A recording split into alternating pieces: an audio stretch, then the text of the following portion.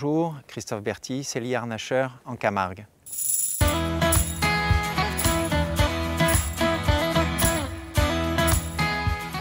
Donc il s'agit pour moi d'une reconversion professionnelle qui date d'il y a 30 ans maintenant. Autrefois j'étais commercial en milieu hospitalier et puis la passion des chevaux a fait que j'ai eu le sentiment de rater ma vie professionnelle et donc j'avais besoin de m'épanouir dans mon job. Donc j'ai cherché un métier annexe ou connexe au monde du cheval puisque c'était ma passion.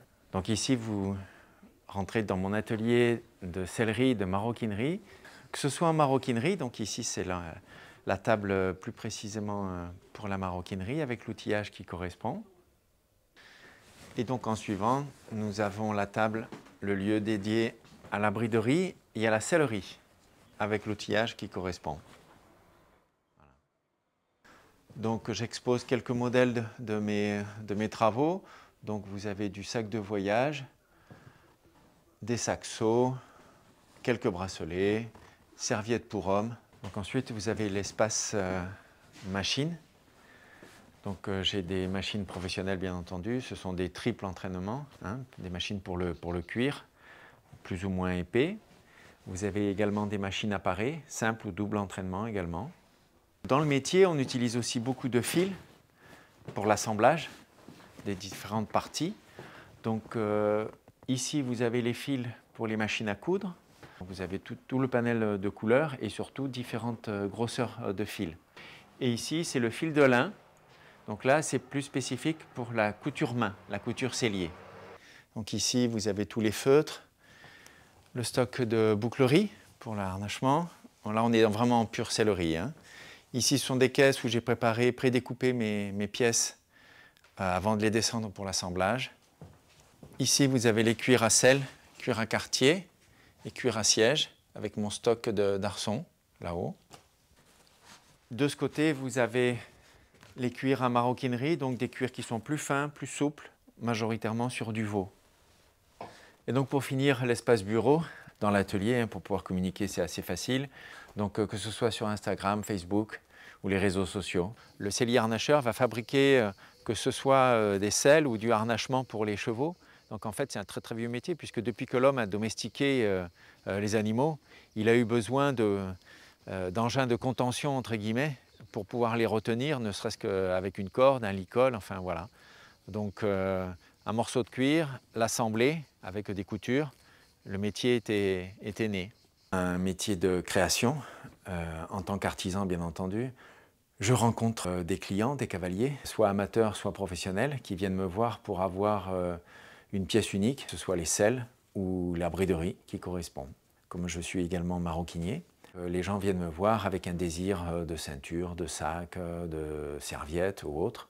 Et on discute ensemble de leur projet, on le dessine ensemble. Ils choisissent les cuirs, les coloris, les doublures, la couleur du fil également. Donc c'est un vrai partenariat, c'est un métier de création.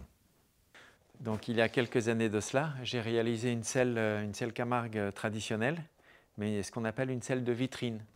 C'est-à-dire que c'est une selle d'exposition uniquement pour montrer mon savoir-faire. Donc j'ai travaillé la selle avec des tissus provençaux, donc les indiennes de Nîmes notamment. Donc pour l'intérieur dans les tons de jaune avec des couleurs fleuries, rosé et blanc.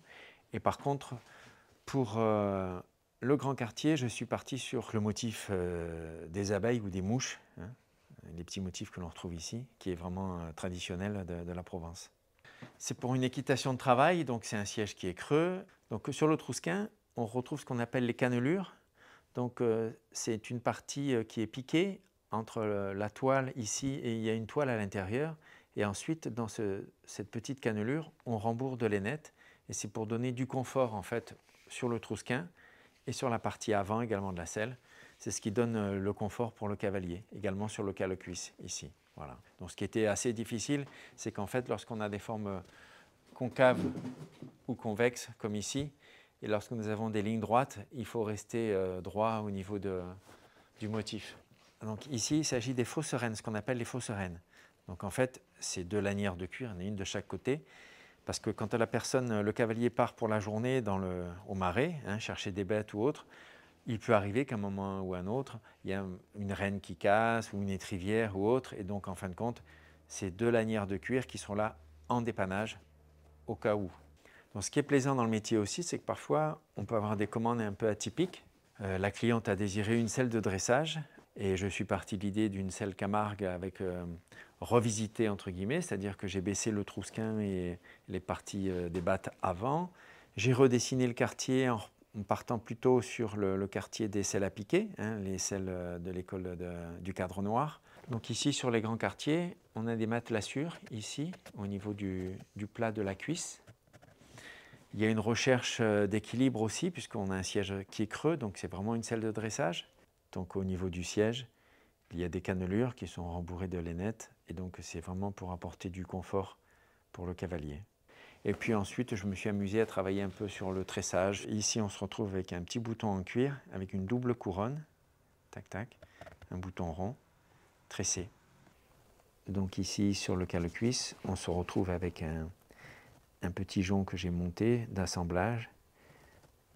Alors c'est uniquement esthétique et pour moi c'était une petite prouesse technique pour trouver quelque chose de différent. J'ai travaillé aussi avec des cuirs plutôt de selle anglaise, de dressage. Donc on a un taurillon nubuqué sur les grands quartiers et un veau pour le siège et la partie intérieure. Et c'est ça qui est intéressant, cette harmonie qu'il peut y avoir entre la commande, ce qu'on a dans la tête et les idées que l'on peut avoir. Et lorsqu'on a des clients qui apprécient, voilà, c'est parfait. Dans le métier de sellier, la matière est très importante. Donc la matière, c'est le cuir, mais c'est également la toile, c'est également ce qu'on appelle la bijouterie, donc notamment tout ce qui est bouclerie. Donc en France, nous avons la chance d'avoir un vrai savoir-faire au niveau des tanneurs. Donc par exemple, en Alsace, ils travaillent beaucoup le veau. Dans le centre de la France, c'est le bovin, les races à viande. Dans les Pyrénées, par exemple, vous avez tout ce qui est buffle, taurillon. Et pour ce qui concerne la bouclerie, nous avons une très vieille maison qui est basée à Paris. Ce sont des produits de qualité, donc quand on passe beaucoup d'heures sur un travail, il est normal d'y mettre de la matière de qualité. Ma passion du cheval m'a attiré vers le métier de sellier harnacheur et je réalise des pièces qui sont uniques, qui sont sur mesure par rapport aux équidés, mais également par rapport aux cavaliers. Donc il y a une prise de mesure, il faut vraiment adapter à chaque fois le produit par rapport au type, au modèle de chevaux et bien entendu par rapport à la discipline équestre que va pratiquer le cavalier et enfin par rapport à la morphologie du cavalier. Et moi je suis Joël Luring, on a commencé l'équitation de travail il y a une bonne vingtaine d'années. Et j'ai été sélectionné 7 fois en équipe de France. J'ai réussi à être une fois vice-champion d'Europe. Et bon, c'était un bon résultat pour un cheval Camargue. Quand on est sur un beau cheval, il nous faut une belle selle. Et en tant que professionnel, il nous faut vraiment avoir des selles adaptées à nos chevaux. Et bon, Christophe est arrivé. Il a mis des selles sur la base de la selle anglaise. Et qui a révolutionné un petit peu la sellerie Camargue. Donc il s'est trouvé beaucoup plus bas, plus près des chevaux. En tant que professionnel, on doit avoir un beau matériel. C'est une signature de qualité et de professionnalisme. Eh bien, les selles de Christophe, c'est des selles qu'on respecte énormément, qu'on ne jette pas dans le camion. C'est des selles, on fait attention comment on va la poser, on va faire bien des choses comme ça. Et on la protège tellement que j'ai des amis à moi qui l'ont dans le salon. Ça fait 6 mois qu'il a, il n'est encore pas monté dedans. Parce qu'il dit elle est trop belle, je n'ose pas y monter dedans. Donc il la garde, il la regarde, il la contemple comme un bijou, je dirais. Et c'est une œuvre d'art qui est respectée, je pense. Enfin, pour moi, elle est respectée. Ah, ben, je vous fais voir la particularité de ma selle et les petits détails que m'a apporté Christophe. Hein. Voilà. Allez. Je la protège toujours avec une couverture. Je vais vous la sortir. Et on verra les détails qu'on y a apportés. Des taquets devant, où on voit bien que les genoux viennent s'arrêter là. Donc là, vous voyez l'assise de la selle. Vous voyez une selle qui amortit les chocs, parce qu'on voit qu'elle est très confortable. On voit que mes pouces s'enfoncent sans aucun effort. La finition que fait Christophe au niveau des selles, avec un petit fil rouge qui est très joli. Donc là, vous voyez la marque d'élevage. Chaque éleveur va mettre sa marque. Moi, j'aime bien des marques un peu fines, un peu jolies. Et Christophe m'a dit, je vais te faire quelque chose de nouveau. Et il m'a fait la marque d'élevage avec du tendon tressé. Alors ce qui se passe des fois, c'est que le cuir part à droite ou à gauche, suivant comment on va régler la croupière. Et moi, je ne trouve pas ça joli. Donc j'ai dit, est-ce que tu ne pourrais pas faire autrement? Il m'a dit, je vais trouver quelque chose. Donc on a fait 2 passants. Ça fait que la sangle de la croupière reste dans l'alignement de la queue du cheval. Ne va pas taper ni sur un côté ni sur l'autre. Et quand on touche nos selles, je sais pas, on se sent bien là. Il y a des parties comme celle de derrière que j'adore parce que c'est totalement lisse, c'est une grande surface pour une selle. Voilà. Après il y a le passage des jambes qui est extraordinaire, qui est fabuleux, quoi.